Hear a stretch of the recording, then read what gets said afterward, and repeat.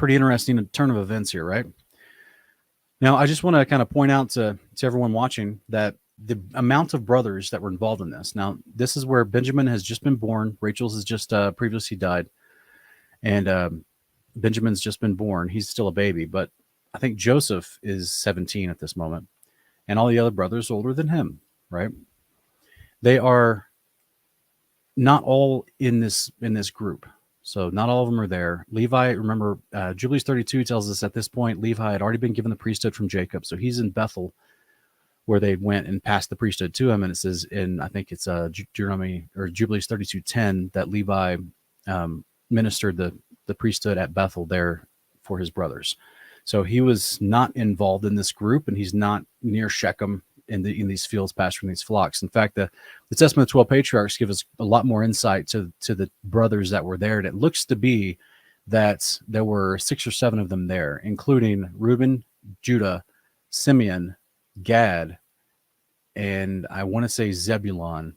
And as you can see, they're not all in agreement on this whole plan of action. So some of them, like, some of them, Reuben's wanting to rescue him. He doesn't want to do this at all. And I think this is going to come into play next week in the following 2 Torah portions as we look at Reuben's attitude when it comes to trying to be surety and security for Benjamin when Joseph, they don't recognize Joseph in Egypt, and he's asking them to bring their youngest son. And Reuben has to go to Jacob to convince Jacob to let him take Benjamin so they can have Simeon released. So the reason I'm saying all this, and it's going to come a little bit more pertinent in the following weeks as we investigate the whole story, but Joseph, the main antagonist, according to mixing of Genesis, Jubilees, and the Testament of 12 Patriarchs, was Simeon.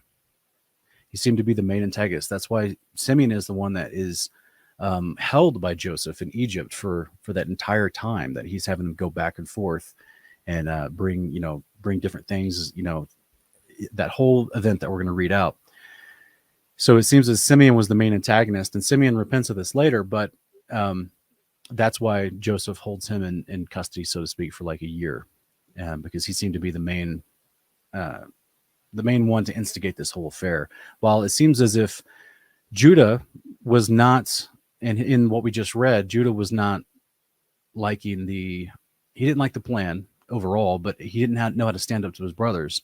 So he was just saying, all right, well, he was trying to divert them from actually killing him and let's just sell him, let's just sell him and see, maybe we can keep him alive, and who knows what'll happen after that, but at least he's alive. And so they're clearly not in agreement. So that's why it doesn't mention the other brothers in this Genesis account. It only mentions Reuben and Judah, but there were other brothers there, not all of them. That's what I kind of want to stress. And specifically, Levi is not there. So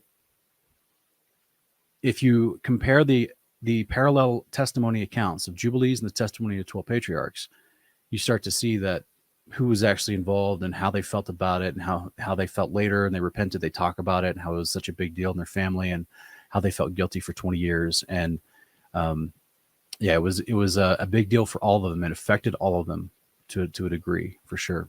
So just as a real quick summary for those of you, like I said, we put all these slides in a PDF fashion for free access on our Patreon page.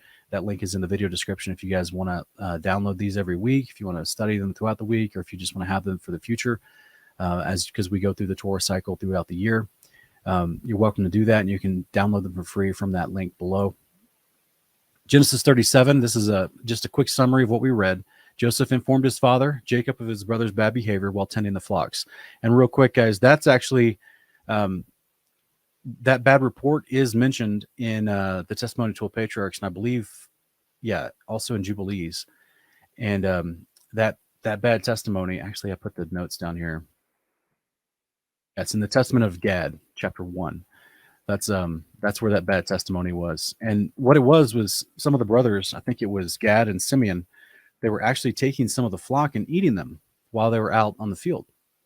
And so that's not good. That's not what they were supposed to be doing. And they were taking some of the best of the flock. So that means those portions usually would have gone as a first fruit to Yahweh, as a tithe or a first fruit. So they were just basically not being responsible with what they were supposed to do as shepherds over those flocks.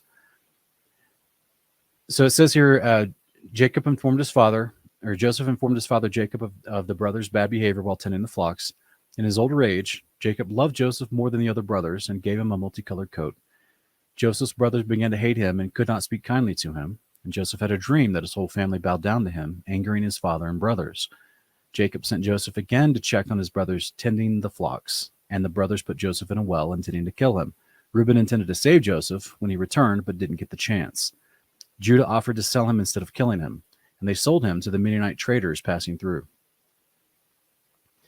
And just as a quick example of this story, and this is what I love about this story, is that the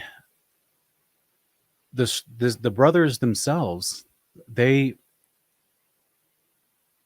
got the dreams like multiple. We're going to read in that following chapters how Joseph is in Egypt and he interprets dreams of the people that he's in prison with.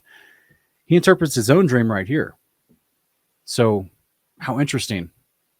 And they all saw the easy interpretation of this dream as well. And so I guess I'm mentioning that because we have this opportunity in Scripture when prophecy is happening and people see visions of future events. The Scriptures, 99.9% of the time, will give you the interpretation of that vision.